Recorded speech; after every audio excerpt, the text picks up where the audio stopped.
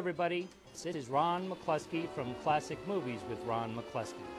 We'd like to celebrate America's pastime by reciting the classic baseball poem, Casey at Bat, as told by a lineup of all-stars: Peter Falk, Cary Grant, Ed Sullivan, John Wayne, James Cagney, Kirk Douglas, and Boris Karloff.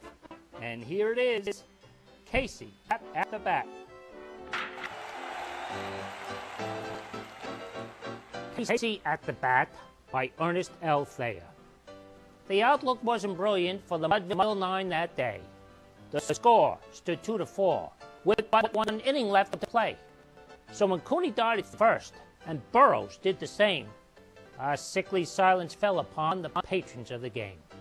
A straggling few got up to go, leaving there the rest, with the hope that beats eternal within the human breast. For they thought, if only Casey could get a whack at that, why, they'd put up even money now with Casey at the bat. But Flynn preceded Casey, and likewise so did Blake. The former was a pudding, the latter was a fake. So all in that stricken multitude a death-like silence sat, but there seemed but little chance of Casey getting to the bat. Then Flynn let drive a single to the wonderment of all. Ah! And the much-despised Blake pulled the cover off the ball, and when the dust had lifted, and they saw what had occurred, there was Blake safe at second, and Flynn a hug in third. Up from the glad multitude came up a joyous yell, rumbled the mountain tops, it rattled in the dell, struck upon the hillside, and rebounded off the flat. For Casey, mighty Casey, was advancing to the bat. Well, there was ease in Casey's manner as he stepped into his place. There was pride in Casey's bearing and a smile on Casey's face. And one respondent to the cheers, he lightly doffed his hat. Not a stranger in the crowd could doubt it was Casey at the bat. 10,000 eyes were on him as he wiped his hands with dirt. 5,000 tongues applauded as he wiped them on his shirt. And then the New York pitcher ground the ball into his hip. Defiance gleamed in Casey's eye. A sneer curled Casey's lip. And now the leather-covered sphere comes whirling through the air. And Casey stood watching it in a haunting grandeur there. Close by the sturdy batsman, that ball unheeded sped. It ain't my style, said Casey. Strike one, the umpire said.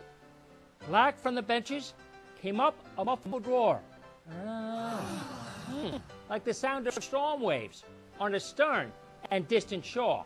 Kill him. Kill the umpire. Someone shouted from the stands. And it's likely they had done it had not Casey raised his hands. With a smile of Christian charity, great Casey's visage shone. He stilled the rising tumult. He bade the game go on. He signaled to the pitcher. Once more the spheroid flew. Casey still ignored it. The umpire said, strike two. Two.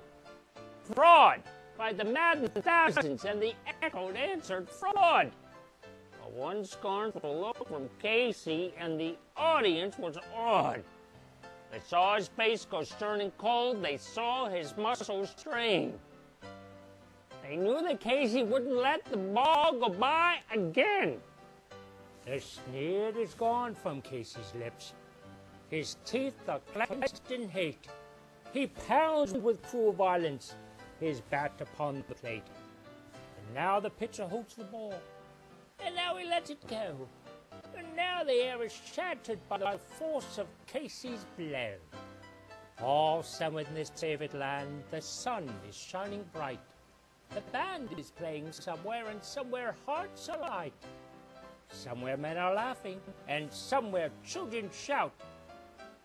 But there's no joy in Mudville. Mighty Casey has struck out.